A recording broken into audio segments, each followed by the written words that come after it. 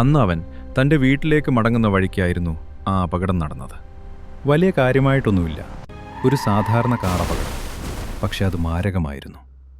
പാവം, ഒരു ഭാര്യയെയും 2 മക്കളെയും തനിച്ചാക്കിയാണ് അവൻ പോയത്.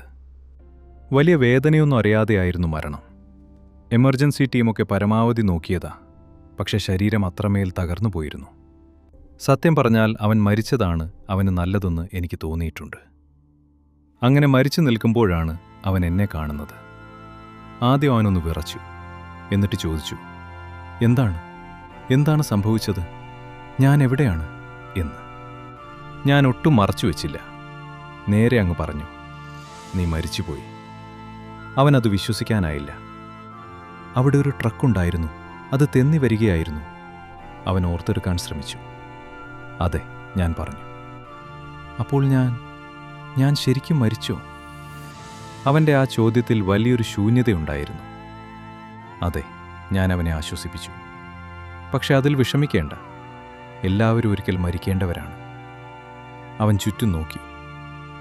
അവിടെ ഞാനും അവനുമല്ലാതെ വേറെ ഒന്നും ഉണ്ടായിരുന്നില്ല. അവൻ പേടിയോടെ എന്നോട് ചോദിച്ചു, ഇതാണോ പരലോകം? നിങ്ങൾ ദൈവമാണോ എന്ന്. അതെ, ഞാൻ പറഞ്ഞു, ഞാൻ ദൈവമാണ്.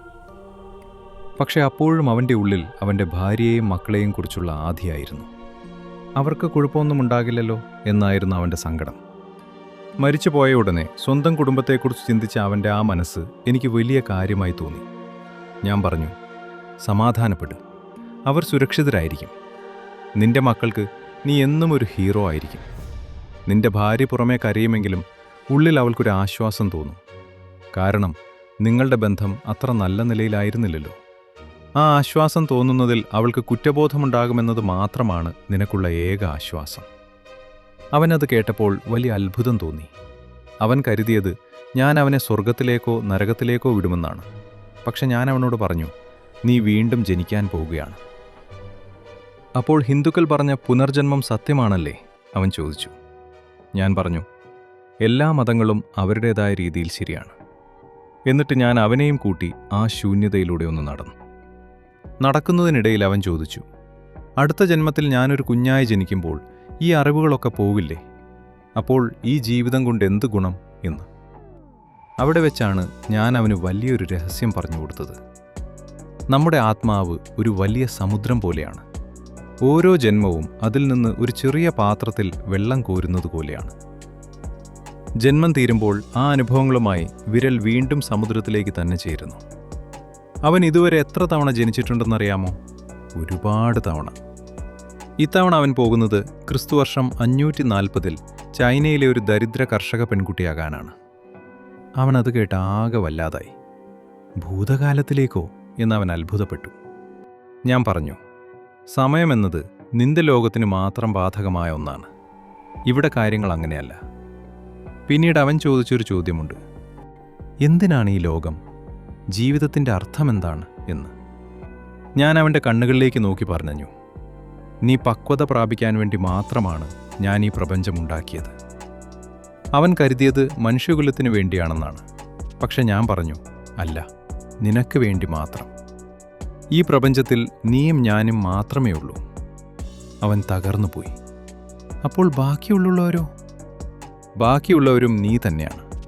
നിന്റെ തന്നെ വ്യത്യസ്തമായ ജന്മങ്ങൾ. അതെ, അവൻ എബ്രഹാം ലിങ്കണാണ്. അതേസമയം തന്നെ അയാളെ വെടിവെച്ച കൊലപാതകിയുമാണ്. അവൻ ഹിറ്റ്ലറാണ്. അതേസമയം തന്നെ അയാൾ കൊന്നൊടുക്കിയ ദശലക്ഷക്കണക്കിന് മനുഷ്യരുമാണ്. അവൻ യേശുവാണ്. അദ്ദേഹത്തെ ക്രൂശിച്ചവരുമാണ്. ഓരോ തവണയും അവൻ മറ്റൊരാളെ വേദനിപ്പിക്കുമ്പോൾ അവൻ അവനെ തന്നെയാണ് വേദനിപ്പിച്ചിരുന്നത്. ഓരോ നന്മയും അവൻ അവനു വേണ്ടി തന്നെയാണ് ചെയ്തിരുന്നത്. അവസാനം അവൻ ചോദിച്ചു, എന്തിനാണിതെല്ലാം ചെയ്യുന്നത്? ഞാൻ പറഞ്ഞു, കാരണം ഒരു ദിവസം നീ എന്നെപ്പോലെയാകും. നീ എൻ്റെ കുട്ടിയാണ്. നീ എൻ്റെ വർഗത്തിൽപ്പെട്ടവനാണ്. നീ ഇപ്പോൾ വളർന്നുകൊണ്ടിരിക്കുകയാണ്. ലോകത്തിലെ എല്ലാ ജീവിതങ്ങളും നീ ജീവിച്ചു തീരുമ്പോൾ നീ ജനിക്കാൻ പാകത്തിന് വളരും. അപ്പോൾ ഈ പ്രപഞ്ചം മുഴുവൻ? അവനൊന്നു നിർത്തി. അതൊരു മുട്ടയാണ്. ഞാൻ മറുപടി നൽകി. ഇനി നിന്റെ അടുത്ത ജീവിതത്തിലേക്ക് പോകാൻ സമയമായി. അതും പറഞ്ഞ് ഞാൻ അവനെ അവൻ്റെ അടുത്ത ജന്മത്തിലേക്ക് അയച്ചു.